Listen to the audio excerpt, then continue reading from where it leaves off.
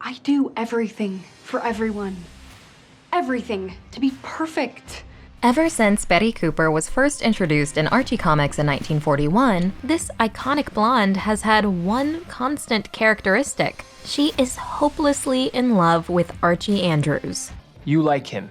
He likes you. Well, then why, Kevin, hasn't he ever said or done anything? So it's a dramatic break with tradition when Riverdale, the CW show based on the Archie comics, fairly quickly cures Betty of this infatuation. When Archie rejects her in the pilot episode, But I can't give you the answer you want. she moves on. And by the end of the first season, she even gives Archie and Veronica her blessing. It's okay, V. If you guys want to be together, I'm happy for you. Riverdale's update to this character is simultaneously a radical move and an obvious one. For almost as long as Betty has loved Archie, he's overlooked her for Veronica Lodge, the feisty brunette from New York City. My mom and I just moved here, so. From where? New York. Wow. If you think about it, the truly surprising thing is not that Riverdale lets Betty give up this boy who's not really that into her, but that the comics, for nearly 8 decades, haven't. Extending to Betty this modicum of self-respect is arguably a necessary update to allow today's young viewers to relate to her over the course of a multi-season TV show. I like it. Makes me feel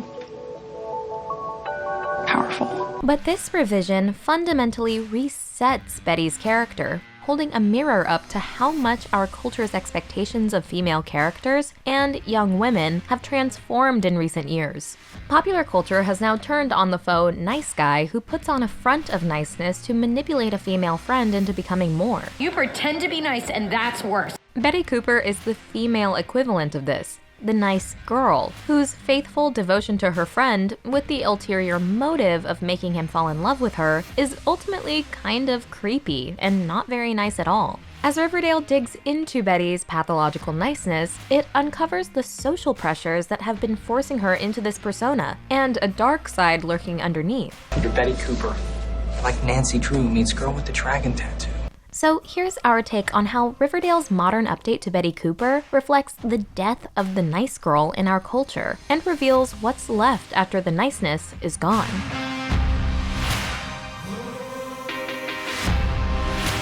This video is brought to you by Skillshare, an online learning community that offers thousands of classes for curious and creative lifelong learners. Right now, Skillshare is offering our viewers 2 months access to their entire catalog of classes for free. Just click the link in the description below to join today.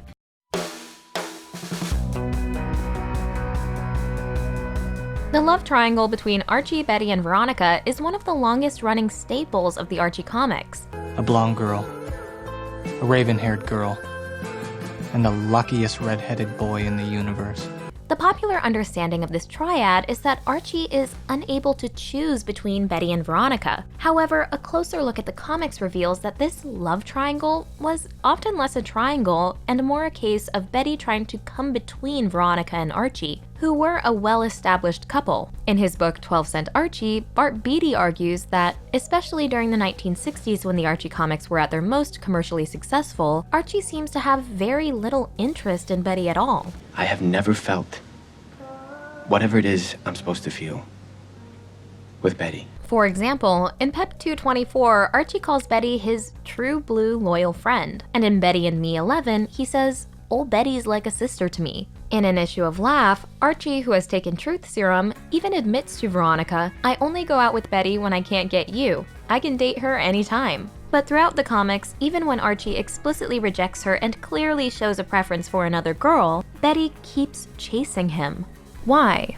The simplest answer is that going after Archie is what Betty does.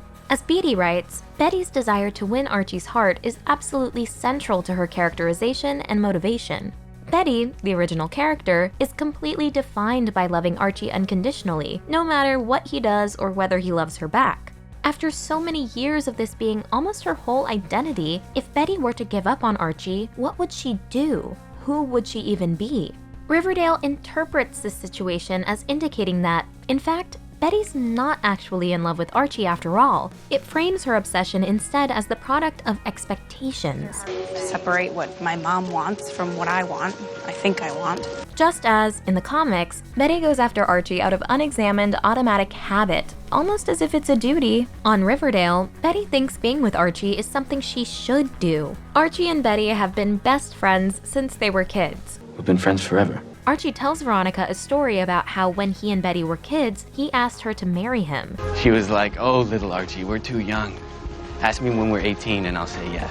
So Betty has always known that she was supposed to be with Archie, even before she was old enough to actually have romantic feelings for him. This suggests she never gave herself a real chance to consider other possibilities. Although her mother doesn't want her involved with any boys, we get the sense that she would like Betty to eventually date someone like him from their suburban middle-class background. Pretending to be normal and perfect when really we're like a Greek suburban tragedy. When she tells Archie about her feelings, she describes her fantasy of the perfect image they could fulfill together. I have this fantasy of us as a power couple. Though Betty clearly feels something for Archie, her way of telling him reveals that this relationship she thinks she's supposed to have is actually based on her preconception of who she thinks she's supposed to be.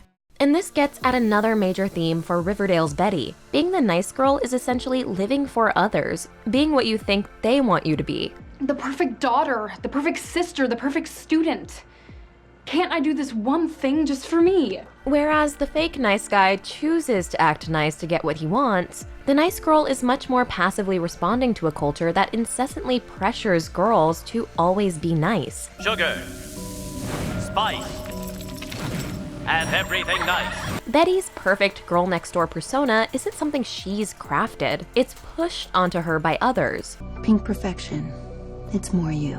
You are so perfect. She feels like she has to live up to this perfection others project onto her, and thus she's a reflection of her environment's view of what a girl ought to act like. Between us, she's a lot more high-strung than she looks. After Betty is rejected by Archie, she finds she can't keep pretending to be fine. You okay? I'm supposed to say yes. That's what the nice girl always says, but no, I'm not. This moment represents a dramatic shift in Betty's character, as she not only allows herself to grieve the vision that she had of herself with Archie, but also admits that she cannot be the nice girl all the time. Here, Betty is choosing herself for the first time. Instead of pretending to be okay for Archie's benefit as she had originally planned, Walk me to school? she reveals her true feelings at the expense of his comfort. I can't give you the answer you want. That's what you said to me, and that's how I feel right now. In the comics, Betty is defined not only by her pursuit of Archie, but also by how Archie sees her, and the extent to which he likes, approves of, or notices her. Thus, the girl who would otherwise be her best friend becomes a rival. And in an issue of Betty and Veronica in 1966, Betty even admits that the reason she grew out her hair into her iconic ponytail was because she saw Archie fooling around with a girl who had a ponytail. Ultimately, Betty's actions in the comics are there to support Archie's characterization. We know that Archie is swell because Betty, the perfect girl next door, is so in love with him. This dynamic is reflective of a time in American culture and media when it was overwhelmingly the norm for female characters to exist just to service male stories. And these narratives told women they were defined by their relationship to a man. I beg your misogynistic pardon? Archie's also not complaining about this situation. Even if it seems like Betty's failing that she can't face his indifference, on the flip side, he dangles his potential affection in front of her like a carrot, giving her just enough hope to hang herself with.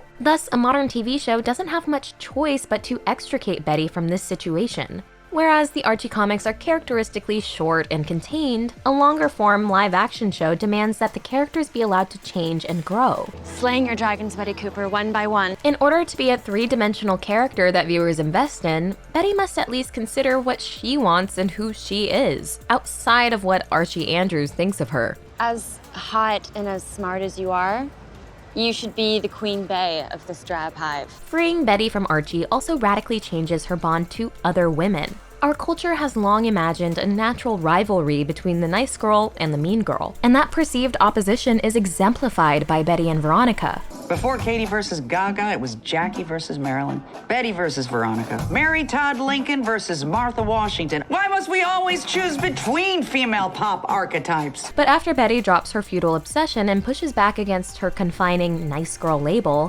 Bad girl, you mean? Get used to it, Mom. she can happily enjoy her female best friend. Can we make a vow? Sure. That no matter what, no boy will ever come between us again. Deal.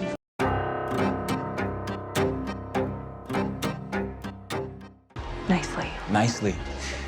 Because what, you're back to being the nice girl now? So what happens when the perfect nice girl stops being so perfect and nice? Riverdale's answer to this question is Dark Betty. I might have to punish you. How? One of Betty's ongoing struggles on Riverdale is understanding her inner darkness. Something is very wrong with me. In the first season, this darkness is personified by Betty's black wig-wearing alter ego. Betty couldn't make it, so she sent me instead. Dark Betty, the costume, was eventually ditched after many viewers found it confusing, and even Lily Reinhart admitted the alter ego made her uncomfortable. Nevertheless, this shadow is the repressed flip side of the nice girl persona. I saw the real you. The dark you. The Betty that I actually think about every night when I'm laying in bed. Pretending to be perfect forces her to repress all her negative and complicated emotions, causing them to come back with a vengeance. Say you're sorry for destroying me. Apologize for what you did to me. Though in the comics, Betty Cooper is usually characterized as incredibly sweet, especially when compared to spoiled Veronica, Betty's nefariousness on the show isn't an entirely new trait. You're a stone cold bitch, Betty Cooper. In the comics, she's often manipulative and scheming as she tries to lure Archie away from Veronica. In Archie 171, Archie develops amnesia, and Betty takes advantage by telling him that she is his one and only girlfriend. In another comic from 1965, she even resolves to murder Archie after he has rebuffed her one too many times. In his book, Beattie goes so far as to describe Betty's behavior as stalking and psychotic. When she was still hanging on to her nice girl act, she could channel her deviousness into socially acceptable forms of aggression, like going after a man. But after she decides to move on from Archie and Riverdale, that darkness is fully exposed, and it's intense. I've always felt like there's another person inside of me.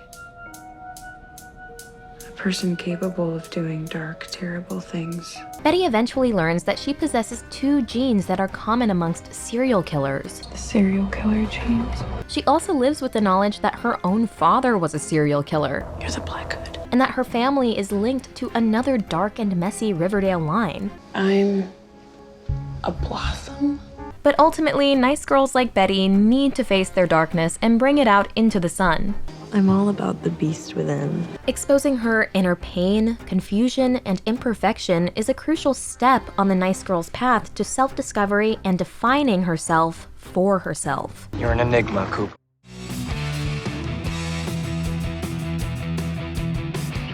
One way Riverdale shows Betty learning to define herself is through a real reciprocated romance. This is Riverdale's other major departure from the Archie comics and Betty's storyline, her long-term relationship with Jughead Jones. I love you, Betty Cooper. In the comics, one of Jughead's most constant characteristics is his lack of interest in women. In a recent comic, Jughead even identifies as asexual. Riverdale's Jughead is still not an obvious pairing for Betty, as far as their world is concerned. You're a straight A student. You're a cheerleader, for God's sakes. You're the perfect girl next door. I hate that word. I'm the damaged, loner outsider from the wrong side of the tracks. At the beginning of the show, Jughead is essentially homeless as his father struggles with alcohol addiction. Betty feels that her family disapproves. You talk a big game about liking Jughead, but wouldn't you be much happier if we weren't together? And when her father is blackmailing her disguised as the Black Hood, he even orders her to break up with Jughead. Jughead, the son of a serpent. No. He's not worthy of your love. Cut him out of your life, or I will. Committing to this relationship her world is against, like Romeo and Juliet, but we live happily ever after instead, represents Betty's putting self-determination over the perfect external image that she believes winning Archie represents. If we're gonna be together, I want to know who you are. All of it.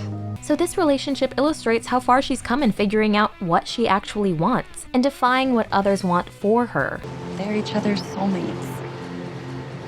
Good for them, don't you think? Being a nice girl is, in essence, behaving the way you think you should instead of following your instincts. But reining in your every impulse to question whether it's appropriate is exhausting for you and boring to others. Betty's nice girl act never actually worked to get Archie. I've never been good enough for you.